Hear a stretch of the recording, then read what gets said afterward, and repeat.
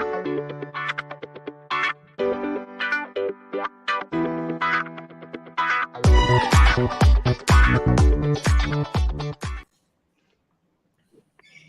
and welcome to the morning show team of with RevSportz. A very good morning to all of you present. Raja sir, Trisha, very good morning. And today is 18th April and in 2008, this day where it all started, the league that we are discussing for over last few weeks, it all started back at 18th April 2008. Brandon McCullum, that 158 knock at Chinnaswamy Stadium, and it's set the mood for the tournament going forward. And yesterday also at Chinnaswamy, we saw such a massive, huge runs match, 444, I think, in both the innings combined. So, Raja sir, why don't you take us back to your memories from 2008, where it all started? But my memory started in Australia in 2007, 2008. When the Indian team was there, the auction was held. And I remember speaking with Irfan Pathan, asking him a question at a press conference if the Indian team was attention had been diverted a little bit toward the auction. He denied it. But we all know that IPL was going to be. We knew then, and we know now that IPL has become a huge beast in itself. It's become part of our culture now, of the cricket culture now. Even though it is only 15 years old, it draws bigger crowd than the older formats. It draws different people to the ground, and it is almost like a celebration. And I don't remember the movie buffs or the film world respecting a sporting event and not releasing movies. But IPL has succeeded in doing that. I think there is a great synergy of entertainment and pure sport, and that is in keeping with the modern times. I mean, most of us old timers may not like a lot of the trinkets that have accompanied IPL, the cheer girls, for example, or the after parties in the initial years. Maybe we didn't like that very much, but I have learned to be a horse with blinkers on and look only at the cricket, the contest between bat and ball. And some of the contests that we have seen over the last 15 years have been absolutely fascinating. Yes, exactly. And as you quoted yourself as the old timers, I can relate to some of my elders in my home that when that tournament was about to begin, everyone at my home was saying, what could it be like auction players getting into auction players getting under the hammer, how would it be? But the mood was already set because of the 2007 T20 World Cup victory for T20 World Cup. But IPL as a concept, the clubs, players getting into hammers, Shah Rukh Khan dancing, and I remember that iconic KKR helmet logo and Korbol Orvojit Bore's song. So it was fantastic for me, and I do have some fond memories. But Trisha, share your fond memories from back in 2008.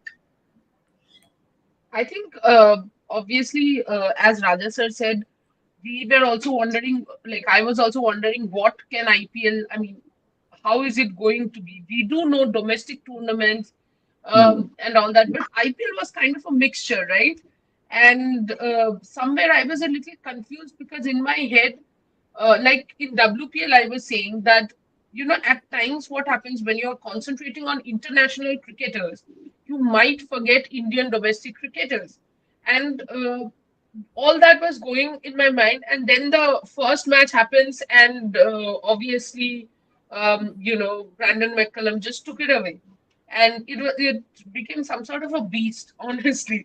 And there was no looking back from there. Of course, my favorite part was Saurav Ganguly and Sachin Tendulkar both becoming iconic players, one for Kolkata and one for Mumbai Indians. Um, I think then on we have cheer for the team. RCB, Virat Kohli was there. I remember a lot of people used to tell me that, what do you see in this lad? Because in 2018, in 2008, Virat Kohli was not this Virat Kohli, right? So people would be like, "Are you sure he's gonna be a big star?" And because I used to love his batting even in his under 19 days. So I have been following RCB since then. And then, of course, when you follow a certain franchisee, people from Kolkata I still have fights with people from Kolkata about my loyalty towards the city. So it became a fun sort of an event. Tisha, your sound is getting robotic. Your sound is getting robotic, I think. Uh, no. Rohan, I will add to a little bit of what I No. have already said. I'll go Yes, back sir. to 2008. I'll go back to 2008, where Delhi was playing against Hyderabad, Hmm. and my daughter was born in Delhi. She's a hardcore Delhiite, and I was born in Hyderabad, so I retained the Hyderabadi flavor in me. So we went to see the game, my fondest memory, okay. And she was supporting Delhi, and I was supporting Hyderabad. And there was a hat trick that Amit Mishra took, and Delhi went on to win that game. And I had hell to pay with my daughter. When we came back home, I had hell to pay because she kept mocking me. To this day, she mocks. Hyderabad had a formidable side, but Delhi was better that day, and so that is one memory. Then 2 years with Delhi Daredevils as media manager, and I got to spend about 4 weeks with the one and only Vivian Richards. I got to interact with him. I got to learn a lot from him.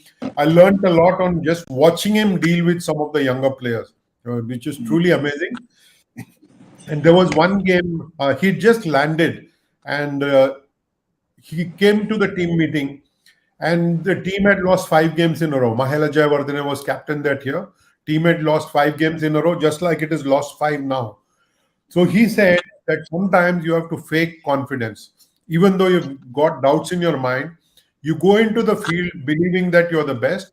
And even though you've got doubts in your mind, fake your confidence, make the opposition think that, oh, here comes the biggest batsman in the world. And that day, Virender Sehwag got 95. I can't believe it. He told the press conference that I owe this to Vivian Richards. He taught me how to fake confidence. I think some of these things stay in the mind. But above all this, Rohan, is the fact that IPL has defied typical economic norms. India has seen recession, there has been downturn, but IPL has never gone down. Whether it was moving to South Africa at short notice, Hmm. whether it was playing in the Middle East because it is a better Hmm. time for Indians, IPL has done it all. It has faced 2 or 3 elections, a general election, Yeah. so it has had to go outside and play. It has faced COVID, but it has stayed in the minds of everybody, even those who hate it. Sneakily watch IPL. I think that's the beauty of IPL. And Exactly. Exactly. because we are teeing off, let me have some tea as well. Yes, sir. Um, so I'll come back to you on the economic part that you just mentioned, but Tisha, you were telling something, so please continue with that.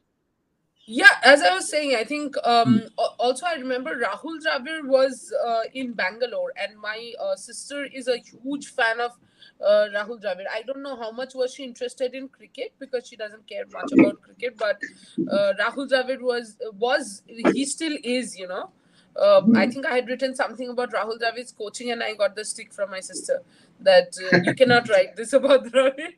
So it was a wholesome experience, I would say. But over the years, honestly, Rohan, I have started taking it as entertainment. Initially, as Rajaraman said, I think, sir, it's not about being old school. I just think we didn't associate cheerleaders and after parties with cricket. I mean, it was way more Yes. serious, and I had problems with it myself. And maybe I'm old school, but as I said, and I think this, I was saying this 2 3 days back to you, Rohan, that now I have started understanding that IPL is kind of a little more about entertainment. It's cricket entertainment, which is something I didn't Mhm. understand back then.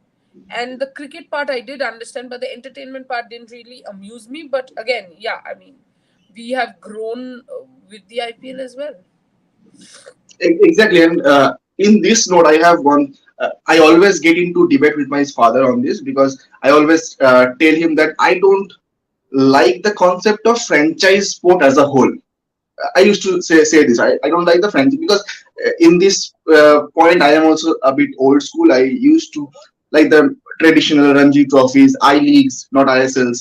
So I had this kind of mindset in mind. But he used to say that in India we need this because you can't compare a East Bengal Mohunbagan to a Manchester United, a Real Madrid, because those teams are such legacy teams. But in India they don't have the monetary backing that they need.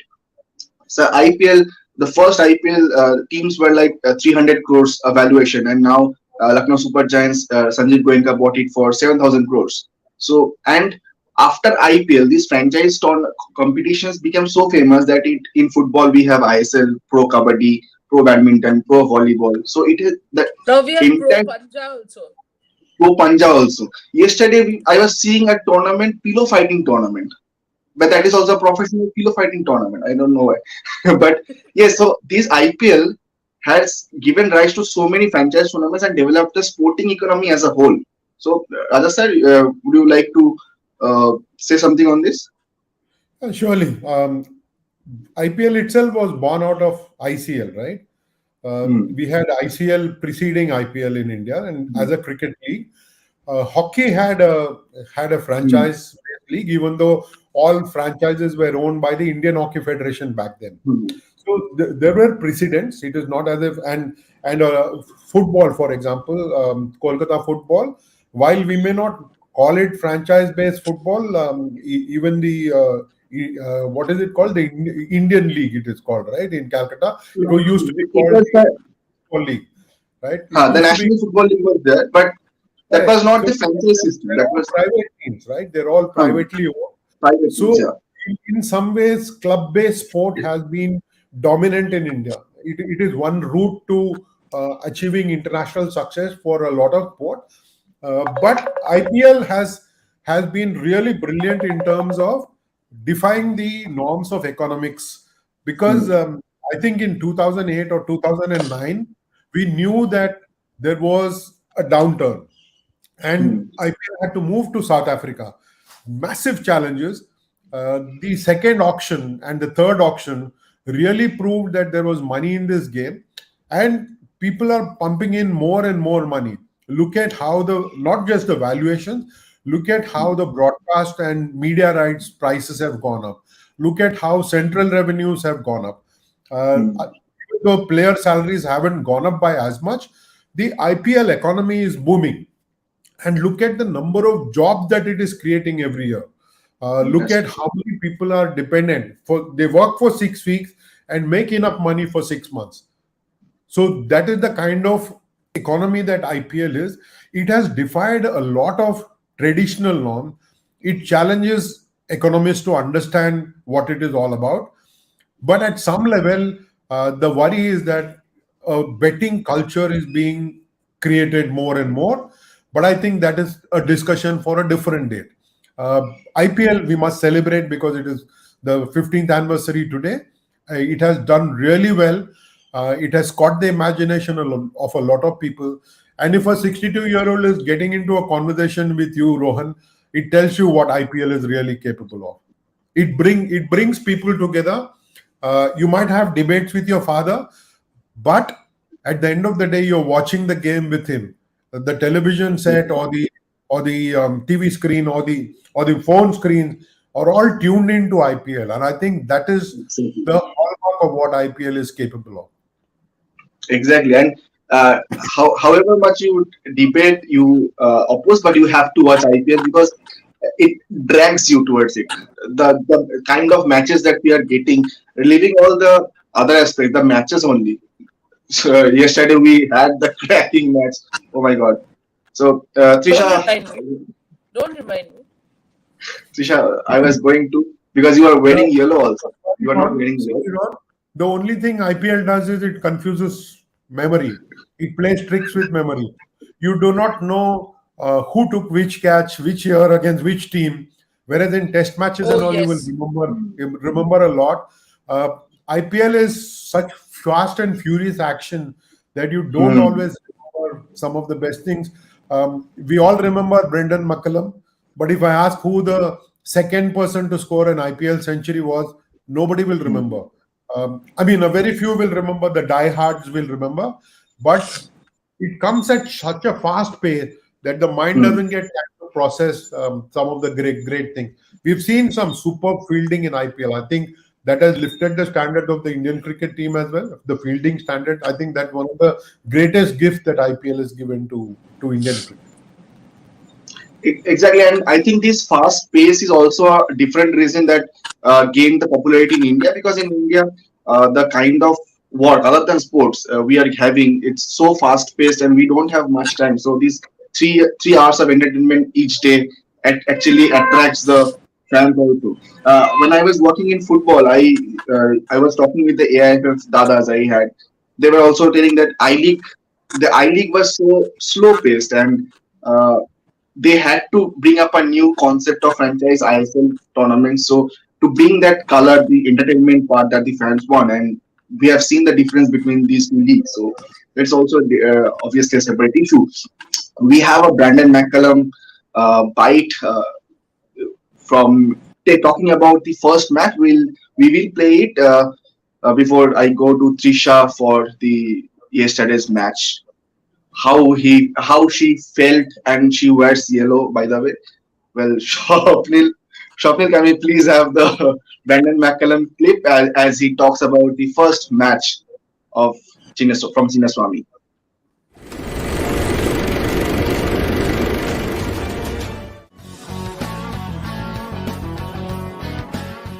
18th April 2008 shall always remain a red-letter day for Indian cricket. It was a day which changed world cricket as the first edition of Indian Premier League began. The Cash-rich league couldn't have asked for a better start thanks to a gentleman named Brendan McCullum, the lead actor of a contest that would change the global cricket landscape forever. Royal Challengers Bangalore hosted Kolkata Knight Riders for the first ever match of the ambitious Indian Premier League on 18th April 2008 at the iconic M. Chinnaswamy Stadium in Bengaluru, and McCullum hijacked the stage and the headlines with some sensational batting, producing an epic 73-ball 158. According to McCullum, his life changed completely in a space of 3.5 hours at the Chinnaswamy Stadium. Here is Brendan McCullum revisiting his blistering game-changing knock that paved the way for a successful global brand called the IPL. I was really nervous, and I don't really get too nervous throughout my career, but on this occasion I was so nervous. I think none of us really knew what this tournament was going to be. We loved the idea of it, we loved the fanfare, and where it went to in a really short space of time from the eyeballs of the cricketing world got turned to Bangalore that night. And I don't know why, but I feel so lucky and privileged to have had the opportunity. You talk about sliding doors moments and careers and in lives, and that night my life changed completely in the space of sort of 3 hours or even an hour and a half. And why was I the one who got that opportunity to be able to go face first with Sourav Ganguly and like to play in the first game, to have the first opportunity at bat in such a huge tournament for world cricket and such a game changer for world cricket. And I often look back and I think, why was I the lucky one that got that opportunity, and how was I even able to take it? How much luck did I have along the way? Why me that got given that chance? And I don't know the answers to that, but what I do know is that it changed my life forever. It's changed my family's life forever. And I feel very blessed and very humbled and very, very lucky to have had the opportunity. And what I did that night was something I didn't think I was capable of achieving. I couldn't have done it without my teammates, that's 100% sure, and the support of all those around the IPL and those who provided the opportunity. But I do remember that Sourav Ganguly said to me that night, Dada said, "Your life has changed forever." And I didn't quite know what he meant at the time, but 100% do I agree with that it changed that one night in Bangalore. And it was just a surreal moment in time where you just look back and say, how lucky was I?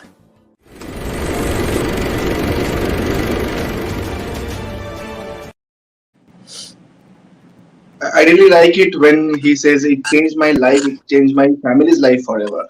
And I really like the jersey, that iconic black and golden jersey. I had it, so that was the best jersey I think over the years. And he said that I don't know why I was the lucky one to get there. And anything first is always the best one, because even we remember Neil Armstrong to be the first man on moon, and though it is Tintin, but McCallum, Sachin Tendulkar, the first ODI 200. After that, so many people got, but Sachin Tendulkar is remembered as the first ODI 200. But yes, Trisha, we are continuing with the Sachin week, so that's came into my mind. But let's talk about yesterday's game a bit. Uh, where did you think RCB actually lost the match? They could have prevented CSK for 20 odd runs less. In Chinnaswamy, you can't prevent anyone from uh, any amount of runs. I don't think runs was the problem, and I was repeatedly saying that.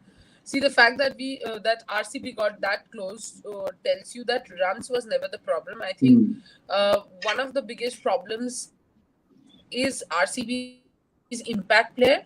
And I'm not blaming Prabhu Desai because he came in way too late. But all that I'm saying is somewhere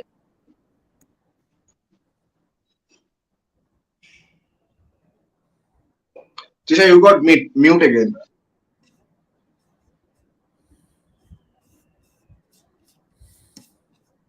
So, would you like to take up the question? Yes, yes. She was speaking about the impact player not being able to Hmm. contribute much. He scored 19 of 11 balls. Hmm. Uh, Shahbaz Ahmed, I think they got it wrong. They should have sent Dinesh Karthik and Hmm. Suyash Prabhudesai ahead of Shahbaz Ahmed at that point of time, because they were desperate for runs. They needed to score at a fast clip. I think the match kind of turned on its head only in the last couple of overs. Chennai was Hmm. staring at a defeat, but they had a couple of very good overs in the end to be able to turn it their way. Uh, I think it's got to do with the batting order that RCB chose. Of course, they would have liked Virat Kohli to fire at the top, but he can't always be doing that, can he? Okay. Yes, yes, I Trisha. think as Rajaraman said, we got the batting order wrong, and also the other thing that we got wrong yesterday, I felt, was there were way too many dot balls. We weren't converting into singles, and Hmm. of course, Ajinkya Rahane made a lot of difference, not only with the bat, on the field as well. He was brilliant. Two brilliant saves, and remember, those two brilliant saves doesn't happen maybe last ball 5 runs, something different. And I think I completely agree with Rajaraman. If you had to bring Prabhu Desai as the impact sub, it had to be up the order just after Hmm. Glenn Maxwell and Faf got out, not when Shahbaz Ahmed and all have taken up balls already, and he just barely has time to get his eye in. The other factor which obviously worked in Chennai's favor was Junior Lasith Malinga, Pathirana. I think Yes, I was going to ask it. Fantastic. because I don't think Wayne Parnell or the lower order batters were actually understanding where the ball is coming from. So overall, I think CSK were a little better, and the better side won. Okay, so also coming to you, Dhoni's captaincy, getting Pathirana and Tushar Deshpande. Uh, how do you rate Dhoni's captaincy yesterday? I think his backing of Tushar Deshpande is incredible. Many Hmm. would have given up. Of course, he held that mild threat where he said, if you don't control your no balls, you will have to find a new captain. Of course, he was perhaps only jesting. But I think his handling of Tushar Deshpande is incredibly reflective of the captaincy skills that he really has. Uh, Hmm. he's a fantastic man manager, and we got to see that in how he used Tushar Deshpande. Patirana and Tikshana are both known quantities, so they Hmm. were expected to come in and make a difference to the side. But on a belter of a track, conceding 40 runs in 4 overs seemed par for the course. but they both did really well under the circumstance. And that fact that he got Moeen Ali to dismiss Glenn Maxwell when he was going great guns. Maxwell perhaps thought that he could finish the game in that over against Moeen Ali and then skite that catch for Dhoni to take. I think his captaincy is always spot on. His fans would have loved him to bat a little bit more, but I think he's got that niggle in the knee and he's been managing that pretty well. To keep wickets, to motivate the bowlers without saying a word to them. I mean, not on camera. Perhaps he's talking to them when he's off camera during the crossover. But I think his captaincy is an object lesson for everybody who want to lead teams, not just in cricket, but beyond. Exactly, and I remember his catches also brilliant. He was telling the bowler to yes, move it. It is mine. His confidence is on a different level. And today SRH versus MI. So Prisha will end just in ending comments. SRH versus MI. What do you expect from this game? Well, I hope Hyderabad now has settled in and they come up with their best. Mumbai also looks pretty good since the last match, but I still feel Mumbai's bowling somewhere. I would also like to see Mumbai backing Arjun Tendulkar. Much like it shouldn't be a one match thing because a young kid, you need to give that person a chance. And when it comes to giving anyone chance, I always say, people should look up to Dhoni the way he backs players. I think, that is brilliant. And I think Hyderabad will win, though. I have a feeling. Okay, sir. Rohan, I would like Rohit Sharma to do Virat Kohli. Or do Mahendra Singh Dhoni. The last game, he was very disappointing. I'll be very honest with you. He's India captain, right? No less. He's India captain. And to come in as an impact player substitute at the start of the innings, that was very disappointing. If you have a stomach bug, then it doesn't let you play at all. You're sitting inside the dressing room, nursing a bad stomach. But if you are fit enough to come and play at the start of the second inning, it somehow conveys the wrong impression. Rohit Sharma fans are not going to like it, but he needs to step up and show leadership qualities. He's got 5 IPL titles against his name. He doesn't need to prove anything to anybody, least of all to me.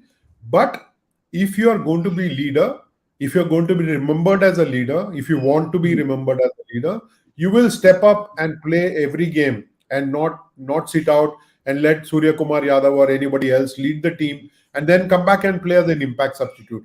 It seemed great for optics.